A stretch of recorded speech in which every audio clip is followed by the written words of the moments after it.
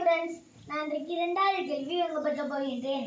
689, 969, 818, 619, 808 ஆகிய 5 வகையான எண்களுள் ஒன்று ஏதோ ஒரு வகையில் வித்தியாசமானது.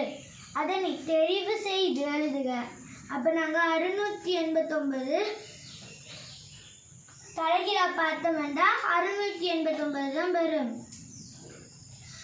969 நாங்கள் தலைகீழா பார்த்தா 696 மாறி வரும். 818 நாங்கள் தலைகீழா பார்த்தாலும் 818 தான் வரும். 619 தலைகீழா பார்த்தாலும் 619 தான் வரும். 808 தலைகீழா பார்த்தாலும் 808 தான் வரும். இங்க ஒன்று ஏதோ ஒரு வகையில வித்தியாசமானது கேட்டிருக்கு. அப்ப 2வது கேள்விக்கான விடை 969. நன்றி.